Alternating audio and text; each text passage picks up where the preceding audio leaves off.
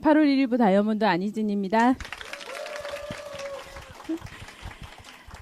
이 열정의 도가니에서 OM을 하게 돼서 너무 영광스럽고요.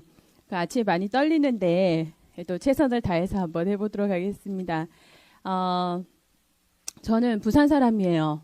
그래서 부산에 오니까 사투리가 막 나오네요.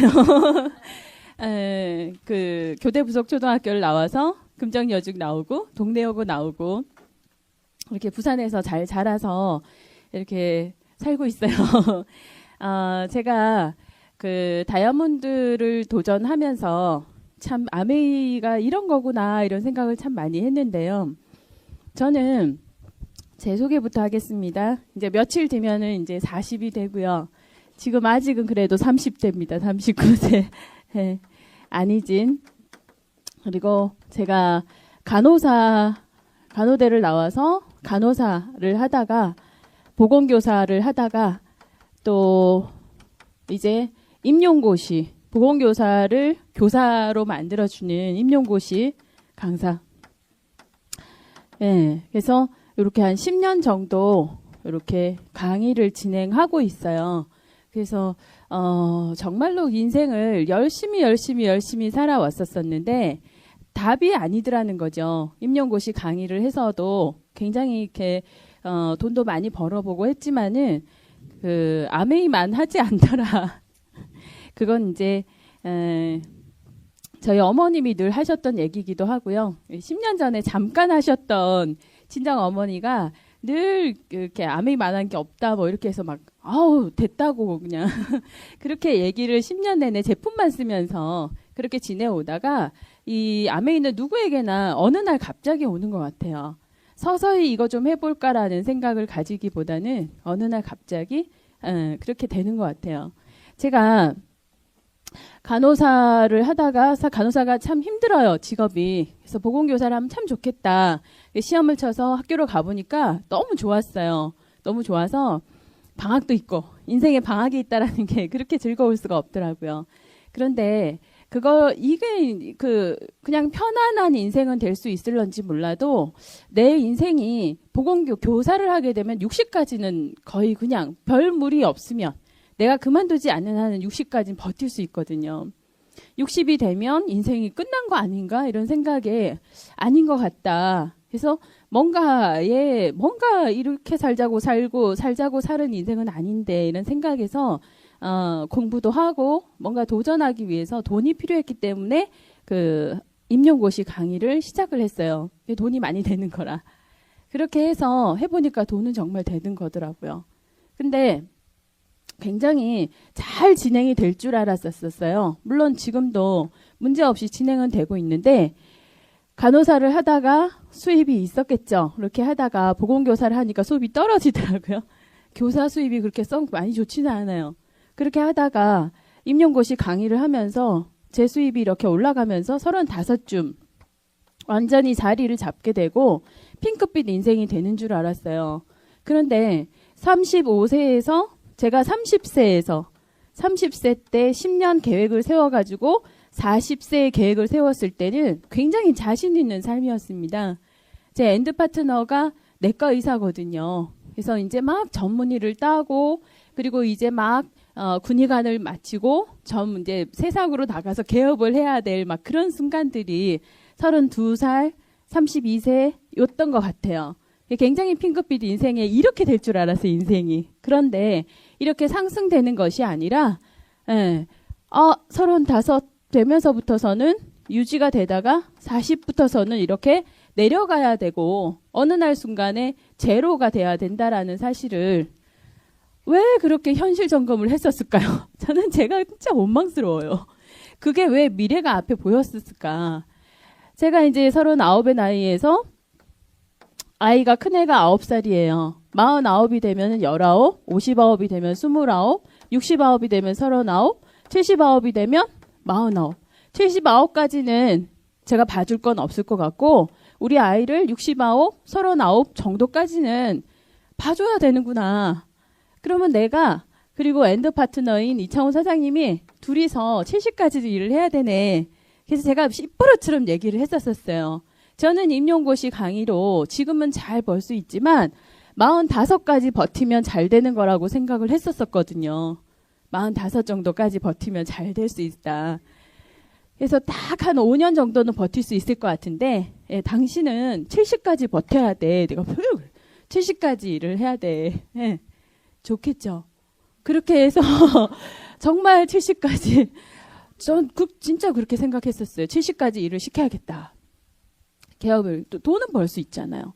많이 벌 수는 없지만 그렇게 해서 생각을 했는데 그 35, 37 저희 엔드 파트너가 37이 됐을 때 그냥 저희들은 생일날 그 전체 그 전 검사를 다 해요. 검사를 생일날 그냥 해보자. 내시경이랑 뭐 사진이랑 뭐 우리 병원에서 다 검사를 했는데 폐에 이렇게 종양 같은 게 딱 보이는 거예요. 이 엔드 파트너가. 그래가지고서 친구들끼리 같이 이렇게 어울려서 병원을 하고 있었거든요. 전부 다 막 초상 분위기가 난 거예요. 큰일이 난 줄 알고. 그래서 조직 검사하고 뭐 이렇게 했는데 악성은 아니라 양성이었어요. 그 일을 계기로 담배도 끊게 되고 뭐 이렇게 하면서 갑자기 어느 날 갑자기 제로가 돼버릴 수 있겠다. 이 양반이 70까지 벌어줄 줄 알았는데 아닐 수 있겠다라는 생각을 하게 되고요. 저는 이렇게 10년 동안 임용고시 강의를 한다라는 게 보통 일이 아니에요. 처음에 98년도에 시작을 했을 때 7명을 데리고 시작을 했었습니다. 그 당시에 굉장히 잘 나가던 그 학원 강사가 500명을 데리고, 500명을 데리고 있으면 뭐 연봉이 1억이 훨씬 넘더라고요. 그래서 제 꿈이 500명이었어, 500명. 근데 아무리 해도 20명에서 30명을 넘지를 않는 거라 3, 4년을 너무너무 열심히 했었거든요. 그랬는데 갑자기 50명이 한 번 되더니 100명이 돼버리는 거예요. 100명이 되니까 300명이 되더니 300명이 되니까 500명이 되고 500명이 되니까 1000명이 돼버리는 거예요. 그러면서 제가 한 35부터 시작해서 36, 7 이렇게 계속 1000명의 학생들을 다 데리고 있었어요. 지금까지. 지금도 한 1000명 정도.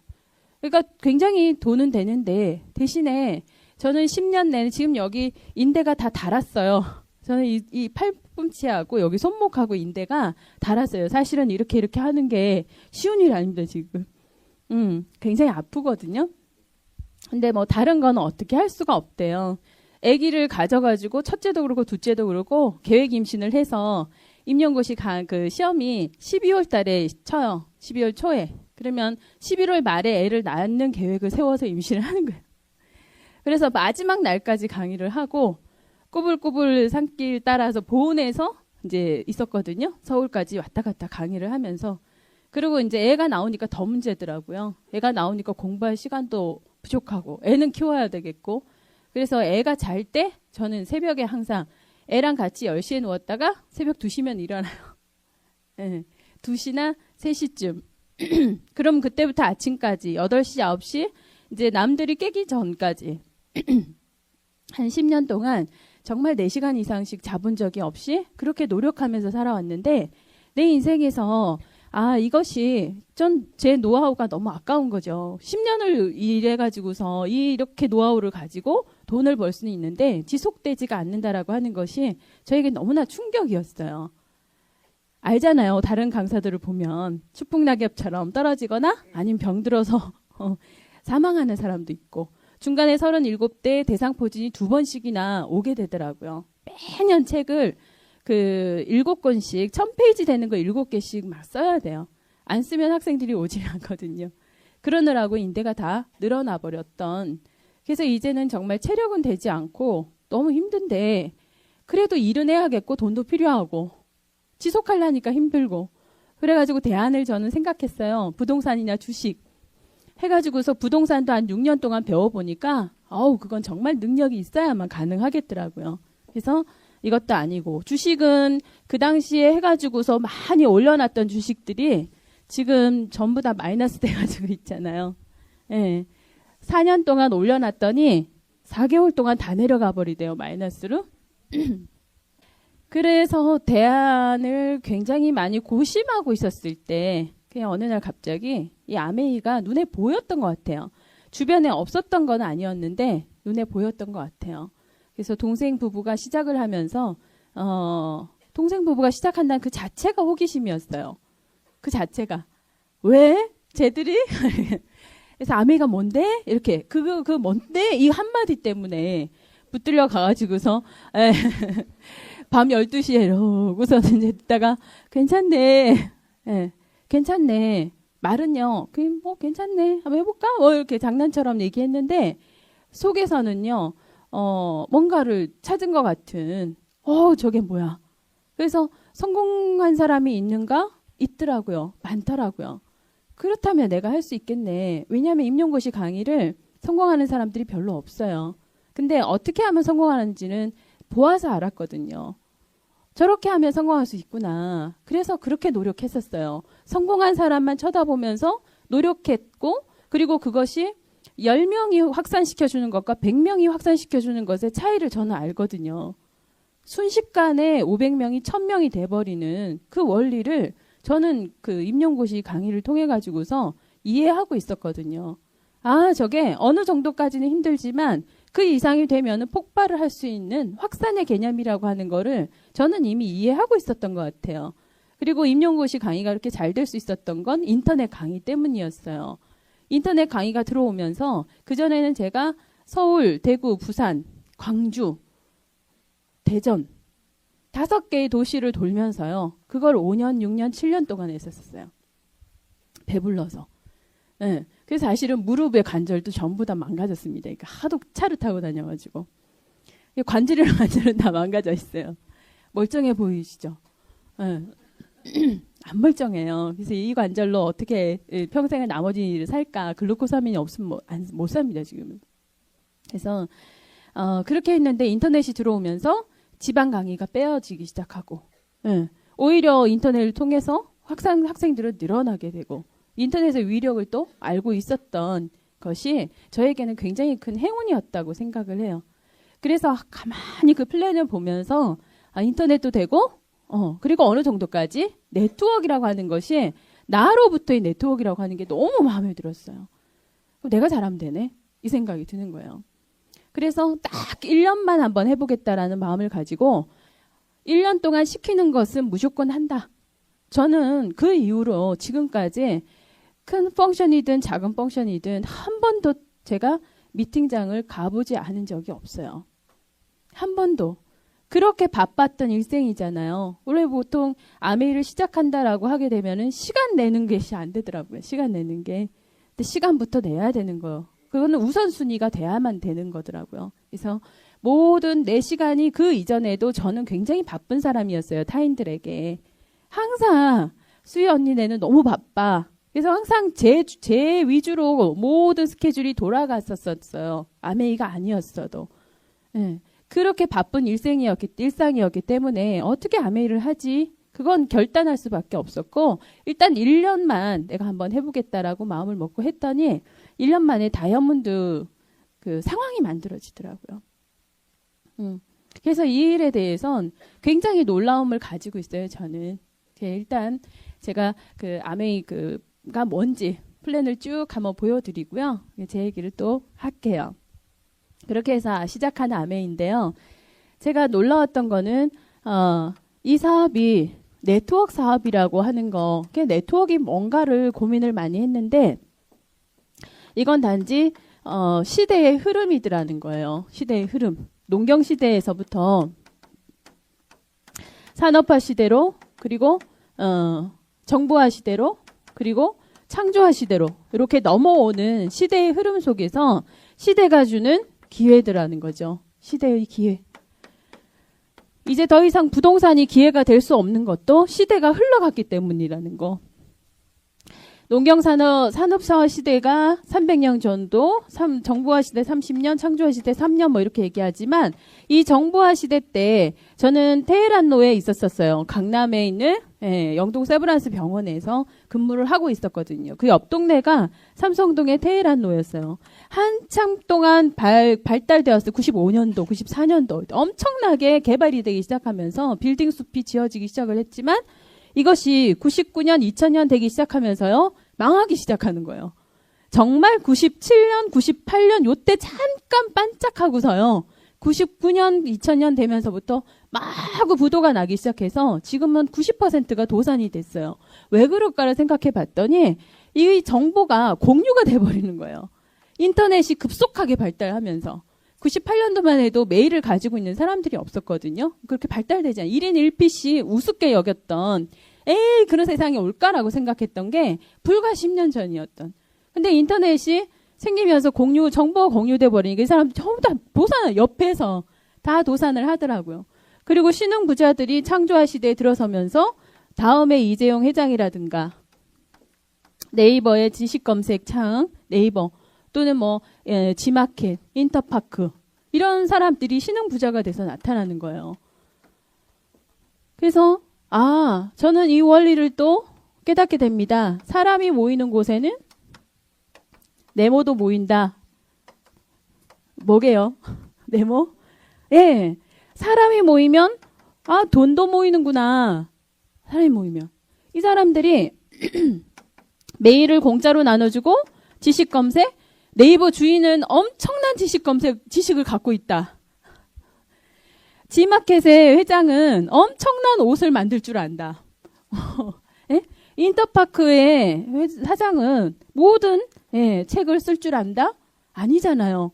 그냥 이런 지식 검색, 옷, 책, 메일하고는 동떨어지게 이분들은 단지 사람을 모으는 뭘로 삼았어요? 수단으로 삼았을 뿐이었다라는 거죠. 그걸 시대의 흐름을 먼저 읽었기 때문에.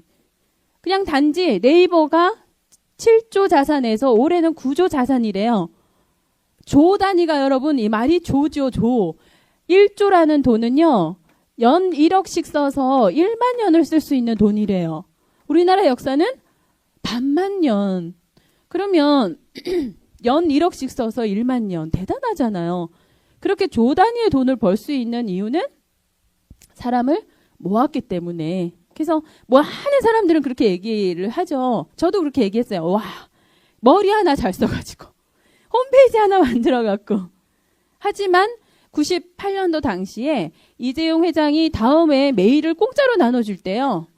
저는 그 홈페이지를 비난하기보다는 걱정했었죠. 도대체 무슨 돈으로 저렇게 메일을 공짜로 나눠주고 쟤들은 뭐 먹고 살아? 그렇잖아요. 어떻게 공짜로 나눠주지? 서버 구축하려면 돈이 엄청나게 들 텐데. 그러면서 저희 부부가 이재용 회장을 굉장히 걱정했던 10년 전에 못 먹고 살까봐. 예. 단지 시대의 흐름을 조금 더 앞서서 생각했을 뿐이었다라는 거죠. 그렇게 해서 지마켓의 회장이 다른 걸로는 이제 지식 검색으로 창을 만들 수 없고 메일로도 안 되고 책으로도 안 되니까 옷으로 사람을 모으기 시작하니까 금세 따라하대요. 큰 사람의 모임. 빅사이즈들이 모이는 거예요. 금세 따라하대요. 작은 사람의 모임. 금방 4사 사이즈들만 모이는 거예요. 그러면서 모방으로부터의 창조가 시작이 되는 거예요. 하나씩 하나씩. 그런 시대가 된 거예요. 지금은 빵을 만들어도 파리바게트를 하시면 안 된다는 거죠. 롯데보이 같은 걸 하셔야죠. 그러니까 막 여러 개 케이크도 뭐고 빵 종류만 많이 갖다 놓는 것이 되는 게 아니라 그 중에서 하나를 잘 만들어야 되는 시대가 온 거예요. 디지털 시대라고 얘기를 하잖아요. 그래서 시대가 변했구나. 그걸 어떻게 알았겠어요, 제가. 이 자리에 와서 공부를 했기 때문에 아는 거예요. 저는 그냥 일자무식이었어요. 제 보건, 건강 그것만 알지 저한테 환경 호르몬을 물어보면 저는 2시간 동안 3시간 동안 하루 종일도 강의할 수 있어요. 그러나 경제에 대해서 물어보면 아무것도 몰라요. 제가 부동산을 6년을 공부해도 모르겠더라고요. 주식은 아예 근처도 못 가고 그래서 그냥 전문가들한테 그냥 의뢰만 해놨더니 책임이 있어요. 본인들이. 내 돈은 안 벌어주는 거예요. 본인들은 돈 벌어가면서. 그런 경험 없으신가요? 별로 동의를 안 해주세요. 그래서 이게 시대의 흐름이구나. 그 시대의 흐름에 따라 유통도 흘러간다라고 하는 거를 이 자리에 와서 제가 배웠던 것 같아요. 유통이라는 건 공장에서 물건을 만들어서 소비자한테까지 진행이 되면서 그 가운데 광고도 하고 총판도 있고 도매도 있고 소매도 있고 공장에서 물건이 제조단가 200원. 사실 우리나라 제조단가는 168원으로 나와 있다고 하더라고요. 그리고 1,000원의 물건을 사가지고 간다. 분필 이 가격이 1,000원이라고 하면 이게 원가라고는 아무도 생각하지 않고 당연히 광고에 200원? 그죠? 화장품 사도 김태희한테 광고비 주는 거는 당연히 주잖아요. 이쁘다고. 총판 200원, 도매 200원, 소매 200원. 무려 800원의 기회가 있었던 거예요.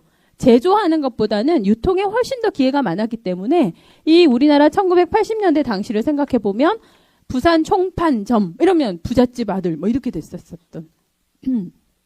이 당시에 제가 초등학교 다녀서 알아요. 그러면 부자였었어요. 어느 총판 대리점 뭐 이렇게. 그리고 도매 그보다 돈이 없으면 소매 이러면서 기회를 얻었던 것이 시대가 변하면서 할인마트라고 하는 것이 생기지 않았습니까? 그죠? 그러면서 총판, 도매, 소매 왕창 없어지고 30%를 할인해 주죠. 700원.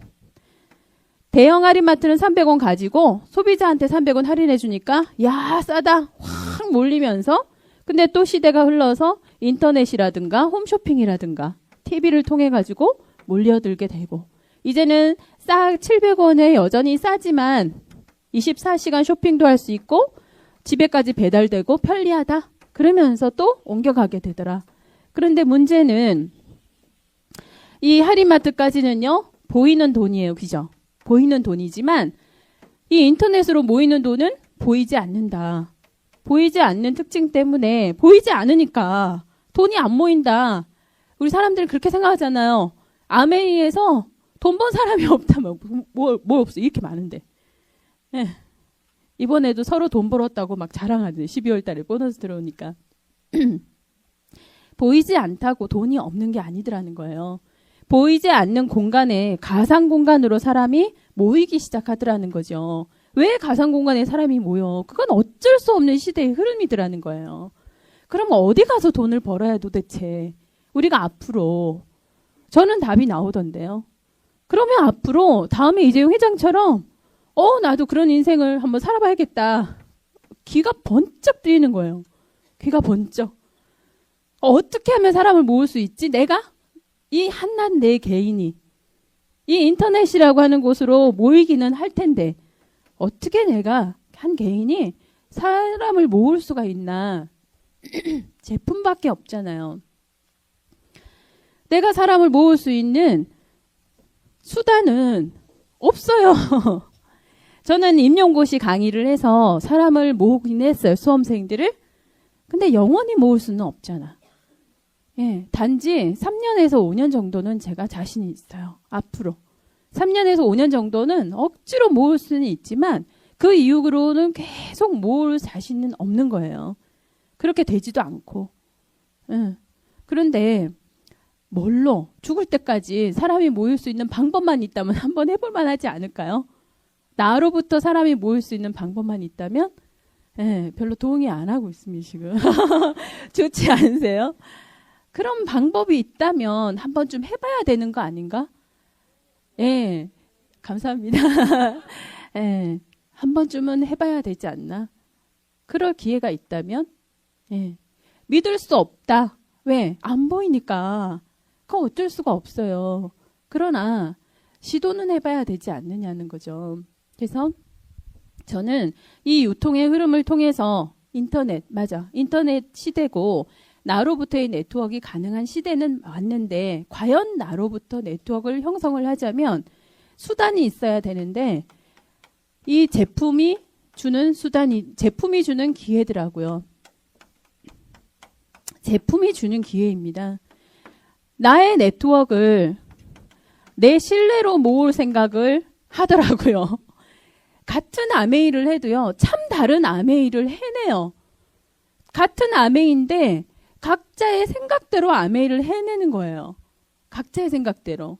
마치 껌을 파는데 그냥 지하철에서 껌을 파는 사람들이 있고요. 그리고 껌 하나로 기업을 일으키신 분도 계시잖아요. 그 껌이 수단이 되는데 누구는 뼈 빠지게 평생 동안 껌 사세요. 껌파리밖에 보이지 않아요. 다른 사람 눈에는. 그러나 그 껌값이라는 걸로 기업을 일으킨 사람은 대기업의 회장의 대우를 받으시잖아요. 그런 것처럼 나의 네트워크도 그냥 나를 믿으라 교주들 굉장히 많아요. 아메이 내에서. 내 말인데 안 들어준대요. 세상에 내가 어떻게 살았는데 자기들한테 내가 잘해줬는데 막 이렇게 생각해요. 누가 나의 말을 믿어줄 수 있나. 믿어주고 싶어도 이거는 돈을 내서 제품을 써야 하는 거거든요. 말을 믿어줘도 내 돈 내서 써야 되는 거예요. 그러면 그래서 제품으로 신뢰로 형성하는 네트워크라기보다는 제품으로 형성할 수 있는 네트워크라고 한다면 이 제품이 어떤 제품인지를 알아봐야겠다. 그래서 저는 그 회사와 제품이 중요하다라고 하는 사실을요, 일찍부터 깨달았던 것 같아요. 그래서 그 제품에 대한 공부를 먼저, 왜? 내가 좋아야 다른 사람들에게 전달을 하지. 그래서 진실된 전달 광고를 하기 위해서 제품을 알아봤던 것 같아요. 그래서 또 회사가 망하지 않아요. 그 제품을 계속 주고요. 아메이라는 유통은 이 아메이라는 공장에서 회원에게 전달을 합니다. 회원에게 전달을 하는데 인터넷 방식처럼 직거래 형태로서 이루어진다라고 하는 것이 1959년도에 이런 방식을 생각했다는 게 참 대단하죠. 이것이 첫 번째 30% 할인도 해줘요. 그래서 700원에 사가지고 갈 수 있게 해주고, 그리고 아메이 제품은 아메이 회사에서 제조를 합니다. 450가지의 코아 제품들, OEM까지 600가지 코아 제품들을 만들면서 400원에 고품질로 만들어내고 700원에 사가지고 갈 수 있게, 그리고 이 제품을 100% 만족 보증제도 다 써보고 90일 동안 써보고 만족 못하면 환불해줄게 100%, 이런 조건 하에서, 그리고 편리하게 쓰게 해줄게, 인터넷처럼 굉장히 싸지만, 그리고 어느 매장에 가서도 살 수 있고 전화로도 살 수 있고 또 인터넷으로도 살 수 있고 더 편리하잖아요. 인터넷만 되는 게 아니라 전화 주문도 가능하고 매장에 와서도 쓸 수 있고, 그리고 네 번째 기회를 줄게 라고 하더라고요. 기회를 줄게. 더 나은 삶으로의 기회를 줄게. 포인트 줄게. 포인트를 주는데 소비한 것뿐만이 아니라 광고한 것까지 줄게. 이렇게 되는 거죠. 포인트 시대.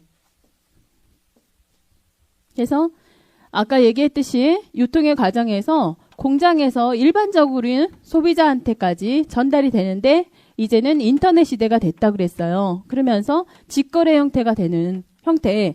그래서 아메이 방식하고 똑같아지는데 여기서 인터넷으로 직거래가 되다 보니까 소비자가 어디로 모이는지 보이지가 않잖아요. 보이지가 않자 불안해서 뭘 주기 시작해요. 하나로 모으기 위해서 포인트라는 걸 주기 시작하죠. 누가? 오케이 캐시백이라는 아주 똑똑한 사람이 외국의 상태를 보고서 포인트 주면은 단골이 모인다. 그래서 대기업들이 도대체 이전에는 까르푸가 망하겠네, 이마트는 성하겠네 이렇게 보이니까. 근데 이제는 인터넷으로 퍼져버리니까 어디 가서 사는지를 알 수가 없는데 꼬시죠. 가서 SK 주유소 소비자를 모아줄게. 그러면 나한테 수수료 주고 당신은 소비자한테 포인트를 주세요. 내가 모아놓을게. 모여요 진짜. 이왕에 쓸 거면 0.5%에서 0.7%라고 해도 1,000만 원 쓰면 5만 원? 5만 원이 어디서 나나? 그거라도 받자. 쓰기 시작하더라는 거예요. 그러면서 나도 이렇게 5만 가맹점을 모으게 되죠. 이왕에 소비하는 거 이 안에서 쓰면은 포인트 모아가지고서 내가 돈을 쓸 수 있다. 이제 그거 이해되는 시대거든요. 아메이도 그거를 1959년부터 똑같이 소비 포인트를 준다라는 거예요. 몇 %부터. 저기 나와 있죠. 3%에서부터 35%까지. 시작이 3%예요. 0.5하고 비교가 안 되죠. 시작이 3%. 1,000만 원 써야지 5만 원 주는데 20만 원에 6천 원 주는 거예요. 6천 원, 그거 안 벌어. 왜 그런지 모르겠어요. 여기는 그렇게 모으려고 애를 쓰면서 여기서 3%나 줘요. 3%. 처음부터. 그리고 광고하는 것까지. 그래서 이 아메이 유통은 가장 최후의 유통이면서 가장 진화된 유통이라고 아니할 수가 없는 거예요. 광고하는 것까지도 포인트를 줄 수 있다? 그건 있을 수 없는 일이죠. 하지만 여기에서 그래서 리치라는 분하고 제이라는 분이 이 회사를 설립을 하시면서요. 제조 제이라는 분이 설립을 하시면서 고민을 했죠. LOC라고 하는 리퀴드 오르게닉 컨센트레이트 또는 리퀴드 오르게닉 클리너라고 얘기를 하죠. 그래서 리퀴드 오르게닉이에요. 유기농의 액체를 다목적이죠. 물만 닿으면은 다 씻어낼 수 있는 기름이고 뭐고 얼룩이고 다 씻어낼 수 있는 그런 친환경적 제품을 만들어 놓고 굉장히 고품질로는 만들었는데 400원에 판로를 찾으니까 광고해야 되고 총판이고 돈이 너무 많이 들어서 고민을 했다가 1927년도에 머리 좋은 사람이에요. 누군지는 이름 몰라요. 하버드 대학의 경영학 논문을 하나 발견을 하게 되죠. 그분의 말씀이 첫 번째, 광고는 구정 광고를 해라. 구정 광고를 해라. 좋은 건 좋다고 하는 것이 사람의 본능. 그리고 사람들이 물건을 살 때는 반드시 쓴 사람한테 물어본대요. 자동차 장동건이 아무리 멋있게 소나타를 선전을 해도 장동건 때문에 소나타를 사지는 않으시잖아요. 꼭 소나타 탄 사람한테 물어보게 되잖아요. 그래서 그게 제일 효율적이고 두 번째, 광고를 지속시켜 줄 수 있다면 좋잖아요. 지속적으로 동기부여를 해줘라. 동기부여는 뭘로 해줄 수 있겠어요? 돈. 그래서 여기 있는 광고비 35%, 350원이라고 하는 거를 그대로 회원한테 돌려줄 것. 광고를, 나로부터의 광고를, 나 혼자만의 광고가 아니라 나로부터의. 예? 누가 내 네트워크 속에서 광고를 하더라도 점수로서 내 매출을 올려줄 수 있다라고 하는 거죠. 그래서 네트워크인 거예요, 네트워크. 그물을 짜는 거죠, 네트워크. 그물을 짜는데 처음에는 그물을 작게 짤 수도 있지만 그물을 크게 짜면요. 작게 짜면 돛담배에다가 살짝 이렇게 건질 수 있지만 그물을 무진장하게 크게 짜보세요. 큰 바다에 안 나가고 싶나? 예? 대양에 가서요. 그물을 끄집어 올리면 어마어마하게 큰 물고기들 고래도 잡을 수 있는 거예요. 한 마리를 잡아도. 그래서 그물 짜는 만큼 나누어서 몫을 가져가자. 너는 하나 짜면 하나 가져가고 10개 짜면 10개를 가져가 물고기를 10개를 가져가고 하나를 가져가는데 그래도 요만한 피레미가 아니라 이만한 고래 한 마리면 좋지 않느냐는 거예요. 하나를 짜더라도. 그리고 던질 때도 같이 던져야 되고 올릴 때도 같이 올려야 되잖아요. 크면 클수록 팀워크라고 하는 것이 중요하더라고요. 그래서 그런 원리로 대단하잖아요. 이게 59년도에 그런 생각을 리치가 하지는 않았지만 그런 생각을 한 거를 그대로 현실화시켰다라고 하는 게 아메이밖에는 그것을 따라하지를 못하고 있어요. 지금도 알아보시면 되거든요. 이렇게 해서 그대로 돌려주기 350원. 이 작년에 6,700억 정도의 매출이 있었을 때 2,500억 정도를 나누어 가졌죠. 이번에 12월 달에도 25 보너스가 진짜로 들어와. 전 처음 받아봤거든요. 다이아몬드가 돼서 그 일시불 보너스를 받아봤어요. 멋있지 않아요?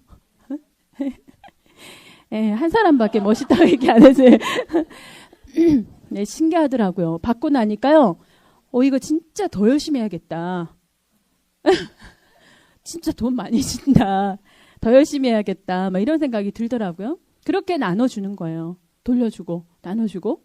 그래서 이 가운데에서 이런 마케팅을 가지고서 에디슨 마케팅상도 탔죠. 94년도에. 미국에서는 그런 마케팅상도 줬어요. 너무 대단하다. 그냥 하나의 뭐예요? 방법만 바꿨을 뿐이고 단지 좋은 것을 쓰고 좋으면 전달하라.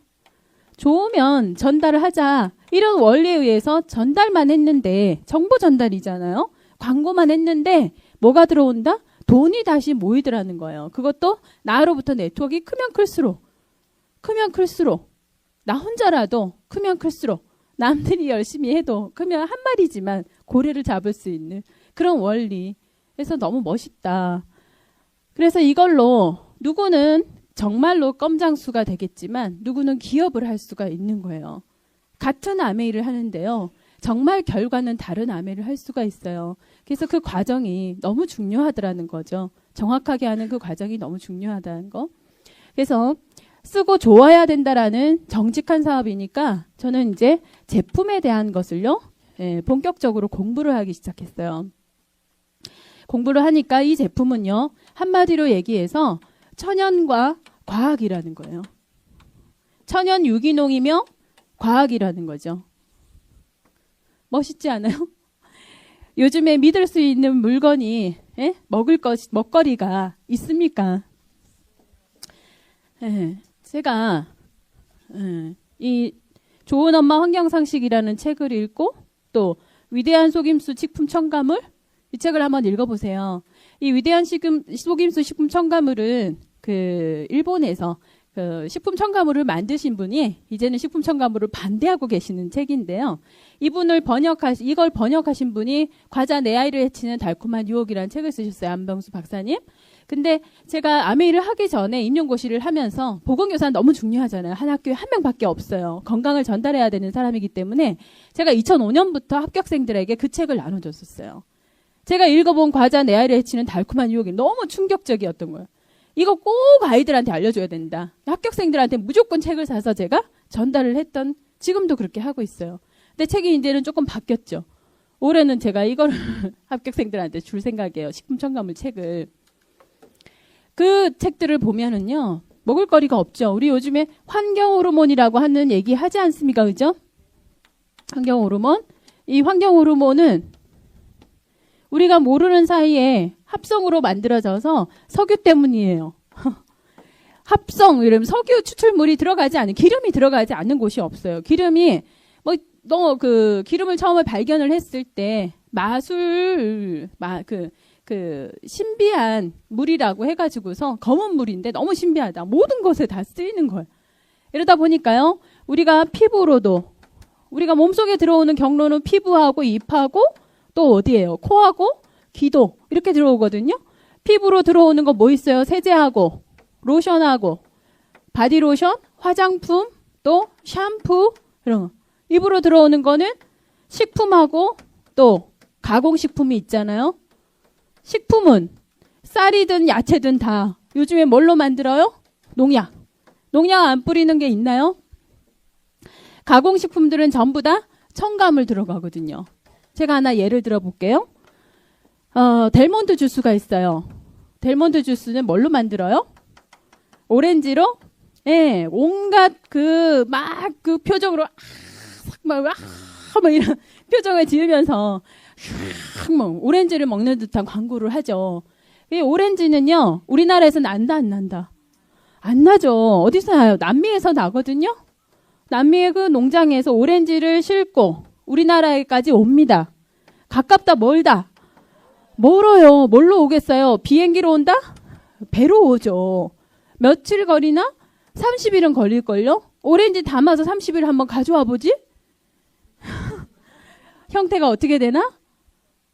그런데 오렌지를 그래서 이대로 가지고 와서 우리나라에 30일 동안 가지고 올 바보 천치는 아무도 없다라는 거죠. 그래서 이 남미에서 이 오렌지를 뭘로 만드느냐? 농축시키게 되죠. 농축물로. 농축시키려면 팔팔 끓여야겠죠. 사람이 팔팔 끓으면 어떻게 돼요? 100도씨에 들어가면 사라지고 없겠죠. 근데 그 야채들의 비타민 C는 사람보다도 더 약합니다. 우리 사람은 공기 중에 노출돼도 죽지는 않잖아요. 비타민 C는 공기 중에 노출되면 산화가 돼요. 열이 닿으면 당연하죠. 그거를 팔팔 끓이면 이미 여기 안에 있는 미네랄과 비타민 C가 있다고 생각하는 그 자체가 상식적이지 않다라는 거예요. 그렇게 농축을 시킵니다. 우리나라에 가져왔어요? 가져오는 동안에 여기다가 뭐 넣겠어요? 변하지 말라고? 네, 방부제 엄청나게 넣어가지고 오겠죠. 와서는 우리나라에 와서 커다란 그릇에다가 농축액을 탁 넣고 그다음 뭐 하겠어요? 물 넣어야지. 희석해야지. 막 뿌려서 희석해서 거기다가 또 색깔 넣어야 되니까 색소 넣어야죠.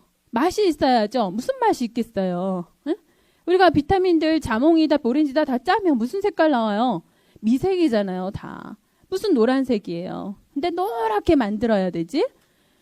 그리고 달짝지근해야지. 당 들어가야 되지. 거기다가 가준 식품 첨가물 넣어야 되죠. 그리고 물 있고요. 물은 또 어떤 물이게요? 물은 어떤 물이겠어요? 정수기 물 떠서 넣을 거야, 반드시. 나 믿고 싶어, 그렇게. 에? 이렇게 해서요, 아이가 엄마 목말라 라고 한다면 냉장고에서 탁 꺼내서 주는 그 음료수가 며칠을 가던가요? 한 달을 가도 썩지 않아요. 맛은 그대로. 도대체 우리가 지금 살아가면서 무슨 짓을 하는 거냐고요. 아이한테 뭘 먹이고 있나. 농약 덩이인 야채와 제가 이제 보은에서 우리 앤드 사장님이 보은에서 서울에서 공부하고 어느 날 갑자기 보은에 가서 병원을 개업을 하겠다고 그래서 얼마나 기가 찼더니 거기가 어딘데 속리산 밑에래요. 그래서 둘째를 이제 배가 이만해가지고 낳기 직전에 막 짐 꾸려가지고 덜그덩거리면서 꼬불꼬불 산길을 가는데 기가 차더라고요. 내가 여기서 살아야 하나? 그래도 농촌에서 한번 살아보는 거 괜찮겠다라고 생각을 하고요. 일단 살았어요. 그러면서 공기 좋고 물 좋고 산 좋고 1년 내내 너무 행복했었거든요. 근데 1년 동안에 농약 때문에 실려오는 환자들이 얼마나 많던지. 새벽만 되면요. 할머니 할아버지하고 막 할아버지 쓰러져서 오시고요. 할머니는 막 따라와서 이 바보같이 농약을 바람 부는 쪽으로 해야지. 바람은 이쪽으로 부는데 농약 치다가 자기 얼굴에 다 이렇게 그렇게만 스쳐만 가도 쓰러져서 오시는 거예요. 사실 농약 먹고 사고가 나는 사례가요. 시골 가니까 너무 많더라고요. 농약은 무섭습니다. 제초제를 먹고 나면요. 바로 죽지 않아요. 간에서 해독되는 시기가 되면 해독을 못하면서 사망을 하거든요. 일주일을 딱 살아요. 일주일 살면서 멀쩡하게 정신이 멀쩡하다. 어느 날 갑자기 이렇게 사망을 하는데 일주일 내내 살려달라고 그러잖아요. 그렇게 지독한 농약을 식물에다가 뿌려댑니다. 그것도 한 번 뿌린다. 진짜 많아요. 그래서 시골에 가니까 아토피 피부염이 그렇게 많은 거예요. 이 물이 좋은데. 야, 저는 너무 충격적이었어요. 우리 아이는 아토피가 없었는데 아토피가 너무너무 많더라고요. 농약, 지하수의 오염이 오히려 농촌에서 훨씬 더 많이 된다는 거예요. 그리고 식품도 그렇죠. 기도로 들어오는 거 한번 살펴볼까요? 요즘에 실내 생활 많이 하시잖아요? 실외 생활 많이 하세요? 실내 생활을 많이 하는데 실내에는요, 환기를 많이 시키지 않으면 오염도가 극도로 증가가 됩니다. 지금 사람들 굉장히 많잖아요. 네. 이게 계산을 해보면 20평에 한 명이 있으면 1시간에 한 번에 환기를 시켜야 돼요. 저희는 이거 시험도 치거든요. 그래서 외워요. 한 사람이 20평에 한 명. 예, 1시간에 한 번씩 환기를 시켜야 돼. 도대체 지금 몇 분이세요? 1시간 동안 몇 번의 환기를 해야 될까요? 불가능한 거예요. 문을 열어놔야 되는 상황인 거죠. 그래도 오염도는 다 제거가 되지는 않습니다. 근데 이것들 집안에 있는 게 가구. 예? 요즘에 실내 오염의 주범이 물론 바이러스다, 꽃 진드기, 먼지 이렇게 있지만 제일 무서운 건 뭐래요? 포름, 알데히드 같은 거거든요. 이거 석유 추출물이죠. 휘발성 유기 화합물이라고 하는 거, 벤젠이라고 하는 거, 이런 것들이에요. 그래서 시크하우스. 아프더라 사람들이 갑자기. 그래서 그 집에만 들어가면 아프다 시크하우스. 그러더니 요즘에는 이것이 새집 증후군, 새학기 증후군 이렇게 된 거예요. 그 속에만 가면 아프더라. 새집 지어서 2년 동안 절대 들어가면 안 돼요. 2년 동안 나오거든요. 가방에 그래서 본드를 묻힐 수 있는 모든 것들이 있죠. 가방들. 또 뭐 있어요? 애들 쓰는 노트, 우리 보는 신문, 우리가 드라이 클리닝 하고 난 옷. 그리고 작은 애기들은 더 심각해요. 플라스틱 장난감, PVC로 만든 장난감, 가구, 카페트, 소파, 천연으로 된 거 있나요? 벽지뿐만이 아니라. 그리고 옛날에 지었던 거는 라돈이나 성면까지 나와요. 발암성 물질이거든요. 왜 제거가 안 됐어? 이거요. 공기 질에 대한 기준이 2005년도에 법이 생겼어요. 우리나라 식품 첨가물에 관련된 법은 없어요. 제가 법을 강의하잖아요. 그러니까 없어요. 이게 2005년에 생겼어요. 새학교 증후군이다 난리치더니 2005년도에 이제 원래 이거 식품 첨가물이 만들어진 지는 70년대부터 만들어져서요. 이상하다. 10년 뒤가 되니까 병이 나더라? 그래서 연구를 하겠죠. 연구하는데 1, 2년이 지나야지 연구 결과가 나와요. 그죠? 짧아야. 5년, 10년 연구해요. 그래서 20년이 지나서야 발표해요. 그리고 법으로 제정을 해야 됩니다. 외쳐요. 한 10년 동안. 예. 그 짧아야 30년, 내지는 길면 50년이 지나야 이제 법제화되기 시작을 하고 후진국에서는 이제서야 이제 문제 제기를 하기 시작하는. 그 우리나라는 이제서야 문제 제기를 하죠. 멜라닌이 어쩌고 저쩌고. 없던 물건이 아니거든요. 그리고 이런 것들이 환경 호르몬이라는 이름을 지은 게 이게 들어와서 제거가 되지 않아요. 몸 안에 들어와서. 우리 몸은요.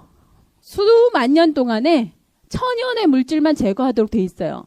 피부로 들어오고 입으로 코로 기도로 들어오면 전부 이제 혈액 내에 녹아가지고 간으로 갑니다. 혈내로 들어오면 간에 가서 해독을 쫙 시키겠죠. 시키고는요 심장으로 뿜어서 넣어주면요 심장에서 다시 산소만 가지고 빨갛게 만들어서 박출을 하게 돼요. 온몸을 한 바퀴 돌게 되죠. 그렇게 해서 간에서 해독을 시켜줘야 되는데 해독이 안 되는 거야. 왜? 모르니까. 처음 보는 물질이고 얘들은 또 기름이잖아요. 기름. 기름은 물에서 녹지가 않아요. 어디에 녹는다? 기름에 녹아요. 그래서 지방에 축적이 되는 거죠. 축적이 되면서 교란을 시키는 겁니다. 정상 세포들을. 응? 그렇게 해서 제가 간단히 보여드리면 이렇게 세포는요. 호르몬이 오면 열쇠가 딱 맞으면 열쇠를 이렇게 열어줘요. 그림이 이상해서 죄송합니다만은. 이게 딱 아기가 맞으면은요. 문을 열어줘요. 그리고는 이 호르몬에서 정보를 막 주죠. 뇌에서 생각을 하면 호르몬이 정보를 전달하거든요. 그래서 혈내를 막 타고 가서 원하는 세포에 딱 가서 정보를 전달해요. 심장아 막 빨리 뛰어라. 그가 온다. 막 두근두근두근 얼굴 막 빨개지게. 뭐 이렇게 되는 건 호르몬이 하는 역할이에요. 그러면 세포가 그 역할을 하게 기능을 하죠. 그런데 이 환경 호르몬이라고 하는 거는요. 열쇠가 딱 맞지만 엉뚱하게 생긴 애들이에요. 열쇠만 맞지? 예. 그러니까 얘들이 이 자리를 차고 앉아서 문만 열어두는 거예요. 세포의 문을. 그리고는요. 호르몬은 전부 다 방해를 하고 자기는 엉뚱한 정보를 계속 세포에게 전달하죠. 세포가 어떻게 생각하겠어요? 처음에는 맞는 줄 알았는데 자꾸 듣다 보니까 이상해. 그래서 교란이라고 표현을 하는 거예요. 그래서 얘들이 처음부터 어떤 반응을 나타내느냐면 과민 반응을 나타내기 시작하지. 싫은 거예요. 그래서 뭘로? 피부로, 아토피 피부염으로. 코로 나타나면 비염으로. 더 심각하면 기도가 붓는 천식으로. 그리고 호르몬을 교란시키니까 호르몬들 뭐 있어요? 인슐린, 당뇨병, 갑상선, 질환. 그리고 여성 호르몬, 생리증후군. 에? 여성 호르몬의 생리증후군이면 좀 낫죠. 남성 호르몬에 영향을 줘서 탈, 수컷화. 씨를 말려요. 무슨 말인지 모르시나 보네요. 불임입니다. 씨를 말리는 작업을 해요. 불임이 굉장히 많은데 제 그 엔드 파트너 친구분도 불임 그 시술을 굉장히 많이 하는 동안에 이 정자가 멀쩡하고 난자도 멀쩡하고 둘 다 의사예요. 둘 다 멀쩡하게 판정을 받았는데 도대체 임신이 안 돼. 나중에 확인해 보니까 정자가 난자를 뚫고 들어가지를 못해. 그래서 드릴을 뚫어가지고서 넣어줬어요. 그 드릴이 있어요. 대단한 기술이죠. 그렇게 해서 넣어주는 거예요. 이렇게 해서 들어가서 겨우 이제 한 명 탄생이 됐는데 탈수컷화 불임이죠. 그리고 바람이에요. 사실은 학자들이 제일 심각하게 생각하는 건 뭐냐면 이 탈수컷화 불임이라는 사실이라는 거예요. 그래서 이 좋은 엄마 환경상식 이 책을 보시면요. 쥐에서 1세대에서는 보통은 12마리, 16마리 새끼를 낳지만 세제가 들어간 얘들은요. 4마리 밖에는 새끼를 못 낳아요. 1세대는 그렇게 새끼만 못 낳는 정도지만 2세대부터는 기형, 3세대부터는요. 이제 안 나오거나 불임이 되거나 4세대는 아직 기능이 상실되는 그런 문제가 가지고 있죠. 우리 아이들이 그래서 이 합성은 들어올 것이 못 돼요. 근데 우리 어떻습니까? 로션, 화장품 바르고 쓰고 샴푸에 바르고 들어오잖아요. 다. 먹는 거 식품 첨가물 먹죠. 어떻게 살아남아요? 살아남는 것이 기적이라는 생각이 들어요. 그래서 요즘에 제일 사망률 1위가 뭐예요? 암이죠. 암. 여러분들은 암을 못 보셨잖아요. 저는 병원에서 지겹도록 봤어요. 정말로 지겹도록 봤어요. 암이라고 하는 건 내 몸이거든요. 돌연변이에요. 이렇게 과민 반응을 일으키면서 내가 헷가닥 해버리는 거예요. 헷가닥. 그러면서 바람이 되는 거죠. 제가 딱 여기 하나만 더 얘기를 해드리고 제품 얘기는 끝낼게요. 우리 몸의 세포는요, 이렇게 생겨 있고, 예, 바깥에는 세포막이라고 하는 걸로 구성이 되어 있는데, 안에는요, 세포는 굉장히 중요해요. DNA를 가지고 있어야 되고, 또 에너지를 만들어야 하니까. 그래서 DNA는 유전 정보를 가지고 있죠. 사실은 내가 아닐 수가 있어요. 저 먼 조상의 모습일 수도 있죠. 그리고 내가 몸은 없어져도 나의 모습은, 목소리는 아마 세대를 거듭해서 계속 전달이 될 거라고 믿고 있죠. 이 DNA를 보호해야 되고, 또 여기서 에너지가 계속 나와야 살아있을 수 있는 미토콘드리아가 있어야 되고, 이런데 아까 환경 호르몬은 지질로 되어 있어서 요 세포막이 지질로, 인지질로 구성이 돼 있거든요. 그래서 환경 호르몬이 들어오면 지방입니다. 인지질부터 세포막부터 파괴하게 돼요. 세포로 들어오겠죠. 그러면 누구한테? DNA에 영향을 주고 에너지를 못 만들게 미토콘드리아에 영향을 주게 됩니다. 그러면 이 미토콘드리아가 하나씩 둘씩 없어지면서 노화가 급격하게 일어나고 DNA는 돌연 변이를 하게 되는 거죠. 그래서 합성세제든 뭐 식품 첨가물이든, 그리고 영양제를 먹어도 뭘 먹어야 된다?